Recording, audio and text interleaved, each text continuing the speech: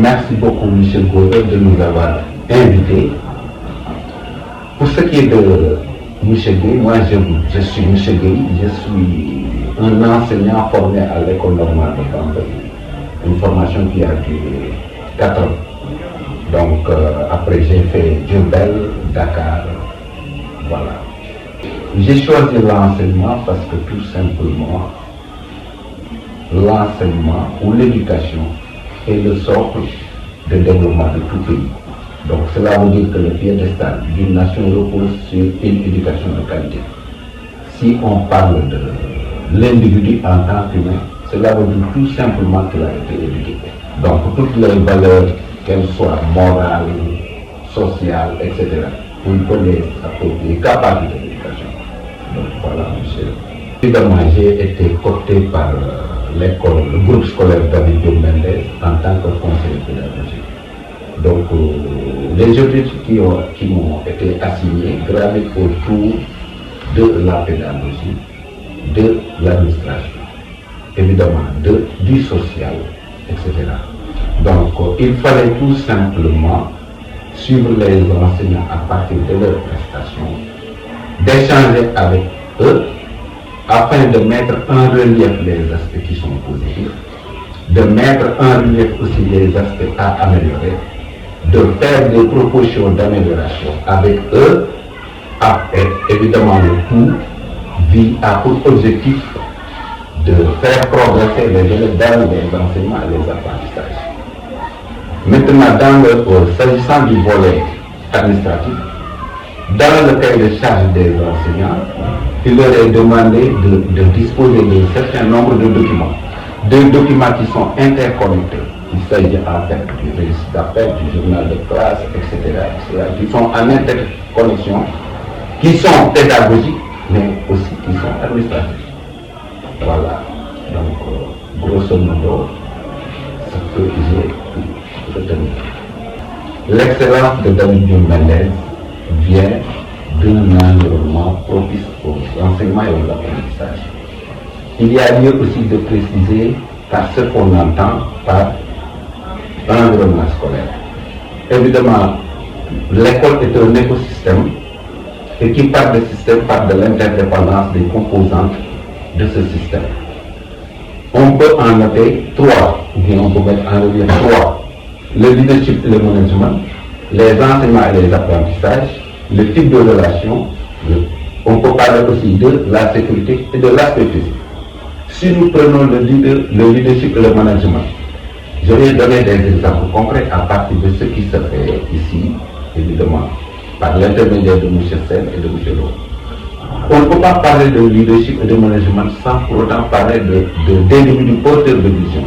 Nous avons constaté qu'ils sont porteurs de vision, nos directeurs. Et on peut donner des exemples à travers, évidemment, énormément de choses, tels que les cours de renforcement qui sont gratuits pour les élèves. On peut parler aussi de l'existence d'une infirmerie. On peut parler aussi du choix porté sur aussi des maîtres d'EPS qui viennent accompagner les enseignants dans les terrains d'EPS, etc. Quand il s'agit maintenant des enseignements et des apprentissages, là aussi, est-ce que réellement le curriculum de l'école de base est appliqué au niveau de David Diop Mendes? Effectivement, les évaluations tout gravitent autour du curriculum de l'école de base. Le type de relation, c'est l'un des rares établissements qui compte l'ensemble des parents d'élèves pour échanger avec eux. Ça se fait régulièrement. Je crois que je suis à ma 3e année, mais chaque année, les parents, la direction, les enseignants, etc., rencontrent les parents d'élèves pour parler de tout ce qui pourrait être mis en œuvre afin que nos élèves progressent dans les enseignements et les apprentissages. Maintenant, pour ce qui est de la sécurité, de l'aspect physique, mais l'existence au niveau de l'école d'une infirmerie, mais l'existence de gardiens, etc. Donc, il y a l'éclairage, il y a tout ce dont on a besoin afin que les élèves soient protégés, sécurisés à l'intérieur de l'école David Diop Mendes. Donc voilà, grosso modo, les éléments sur lesquels David Diop Mendes, les stratégies mises en œuvre par l'école David Diop Mendes, afin que l'excellence dont ils font une cheval de bataille existe au niveau de David Diop Mendes. Je vais vous donner des exemples. Bon, le ministre de l'Éducation nationale a bien parlé de la l'idée, donc de la nouvelle initiative, pour la transformation humaniste de l'éducation.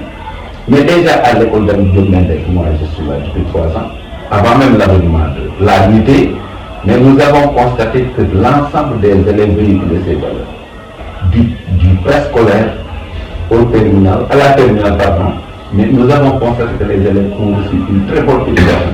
À cela s'ajoute un autre fait qui est très important.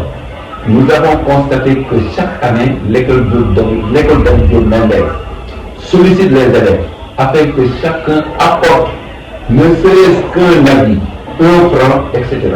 Les montants collectés, les habits collectés sont distribués au niveau des dates. Déjà, donc on voit déjà la notion de partage. On dit que le partage, c'est ce qui nous permet de mettre en relief notre humanité. Donc voilà grosso modo ce que je peux dire de c'est-à-dire, je vais vous dire une chose, j'ai dit tout à l'heure que les 5 composantes sur lesquelles on peut se fonder pour dire que cet environnement est propice à un enseignement apprentissage de qualité sont les 5 composantes que j'ai citées tout à l'heure. Au niveau de l'école David Diop Mendes, que ce soit le leadership, que ce soit les enseignements et les apprentissages, que ce soit les types de relations au sein de l'école, que ce soit la sécurité, que ce soit l'aspect physique, nous avons constaté que vraiment ils ont mis le paquet. Parce que ces éléments sont interdépendants. On ne peut pas parler de l'aspect physique sans parler aussi de sécurité. On ne peut pas parler aussi d'enseignement-apprentissage sans parler de type de relation ou de leadership. Des éléments qui sont interconnectés. L'un sans l'autre, il n'y aura pas d'environnement. Il n'y aura pas d'environnement scolaire propice aux enseignements-apprentissages. Et je sais que chaque jour que Dieu fait, la direction essaie de voir les stratégies les meilleures à mettre en œuvre pour que nos élèves s'approprient de meilleures manières les enseignements et les apprentissages. Que ce soit au niveau du préscolaire, que ce soit au niveau de l'élémentaire. Et je sais que c'est ce qui se passe aussi au niveau supérieur. Chaque jour que Dieu fait, lors des rencontres, la direction organise régulièrement des rencontres, aussi bien avec les parents d'élèves, aussi bien avec le personnel enseignant, aussi bien avec les parents d'élèves, afin qu'ensemble, on se dise la vérité, qu'on mette en relief l'ensemble des problèmes auxquels les élèves sont confrontés, qu'on essaie ensemble de trouver toutes les solutions possibles afin que de tels obstacles ne se reproduisent plus s'il y en a. Donc voilà ce qui fait l'excellence de l'école David Diop Mendes. C'est-à-dire qu'il ne ménage aucun effort pour essayer de trouver toutes les stratégies possibles afin que nos élèves progressent. Parce que le but ultime de tout ce que nous faisons, c'est la réussite éducative des élèves. Et cette réussite éducative des élèves doit nous imposer à nous poser régulièrement des questions. Et la première est pour l'enseignant de se poser cette question. Quelles sont les stratégies que je devrais mettre en œuvre afin de répondre des meilleures manières l'attente aussi bien des parents, des élèves et de l'administration. Vous savez, l'enseignant, c'est quelqu'un qui conduit l'élève vers les connaissances. Il faut d'abord qu'il s'engage, qu'il soit motivé, etc. Parce que il est vrai que former des cœurs, forger des cœurs, former des esprits, forger des cœurs, façonner des caractères n'est pas donné à qui veut. Et l'éducation, dans sa globalité, gravite autour de ces 3 éléments. Le cœur, l'esprit et le caractère. Nous avons constaté que les enseignants, d'abord, ils mettent du sien dans tout ce qu'ils font. Ils sont extrêmement engagés. C'est des gens qui sont très proches des élèves. C'est des gens qui travaillent en étroite collaboration, donc le travail de groupe. L'équipe pédagogique est soudée. mais il y a la concertation aussi bien entre l'administration et les enseignants. Les enseignants, évidemment, ils cherchent à chaque fois d'avoir d'excellentes relations avec les élèves. Parce que enseigner, c'est oser affronter l'inconnu. Mais aussi enseigner, c'est avoir confiance à l'enfant.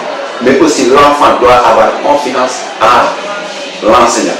Donc c'est une sorte de réciprocité d'attente. Autant que faire se peut, l'enseignant et l'élève sont demandeurs et donneurs de confiance. Donc cette confiance galvanise l'élève, motive l'élève. Donc voilà le rôle de l'enseignant. Bon, l'accompagnement des élèves en difficulté au niveau de David Mendes se passe très bien. Qu'entend-on par des élèves en difficulté? Vous savez que l'enseignant, après chaque prestation, doit procéder à une évaluation. L'évaluation constitue ce qu'on appelle un feedback, ou bien l'effet retour. Donc après avoir apprécié la production ou bien les productions des élèves, l'enseignant doit étudier les résultats obtenus dans ces informations.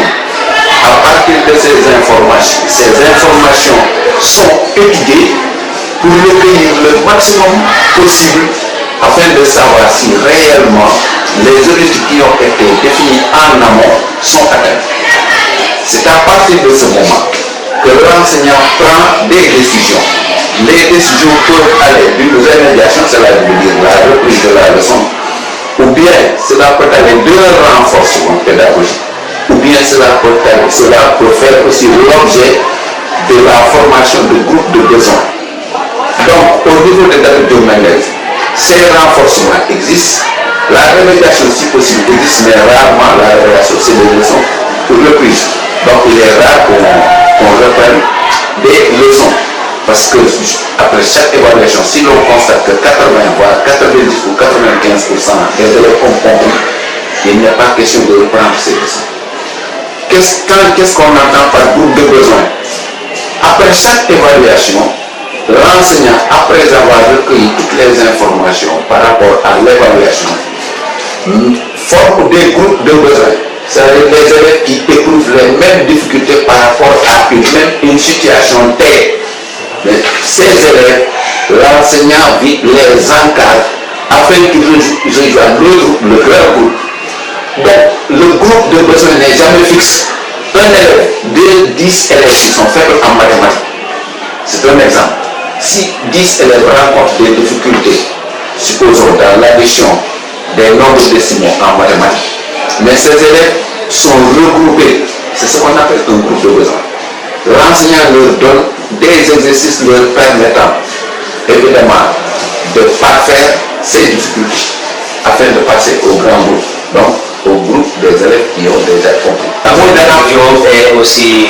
Mot de la fin, moi je parlerai toujours de l'environnement scolaire parce que c'est l'élément fondamental sur lequel on peut se baser pour dire que tel établissement fait des efforts ou tel établissement peut-être doit fournir davantage d'efforts. C'est qui parle d'environnement scolaire doit nécessairement parler des 5 composantes que j'ai citées tantôt. J'y reviens, il s'agit du leadership, il s'agit des enseignements apprentissages, il s'agit du type de relation au sein de l'école, il s'agit de l'aspect physique, il s'agit de la sécurité. David Mendes met le paquet au niveau de ces 5 composantes, étant entendu que ces 5 composantes forment ce qu'on appelle un système. Et le système est composé d'éléments interdépendants, interconnectés, etc. Voilà ce qui permet à David Mendes donc de quitter une situation moins reluisante, toujours vers une situation plus reluisante. C'est-à-dire, moi ce que j'ai constaté au niveau de David Mendes, c'est que à chaque fois qu'il atteint un objectif, il le considère comme un point de départ vers un autre dépassement. Qu'est-ce que j'entends par ça? Cela veut dire que l'objectif visé est le point A, mais une fois arrivé au point A, la direction de David Mendes dit qu'il faut passer, le A est un point de départ pour un point B. Une fois A, B, le B constitue un point de départ vers un point C, et ainsi de suite. Donc cela veut dire qu'ils sont tellement porteurs de vision qu'ils ont mis en œuvre toutes les stratégies qui permettent aux enseignements et aux apprentissages d'être les meilleurs possibles. Et je ne serai pas terminé sans pour autant citer quelque chose qui me tient toujours à cœur, hein, et ça vient de M. Lo et de M. Sen. À chaque fois qu'on rencontre les parents d'élèves, mais monsieur, il dit ceci: vous nous aviez confié ce qui vous sont les plus chers, nous en sommes conscients et nous sommes disposés à leur donner le meilleur enseignement apprentissage possible. Mais déjà, quand vous le dites, cela veut dire qu'on sent à travers ces déclarations qu'ils savent le poids, qu'ils connaissent bien le poids qui pèse sur leurs épaules. Mais aussi, ils savent aussi, les parents savent aussi que déjà, leurs responsabilités, ou bien le M. Sen, à travers ces déclarations, M. Lo, à travers ces déclarations, veulent montrer que déjà leur responsabilité est engagée. Donc, voilà, M.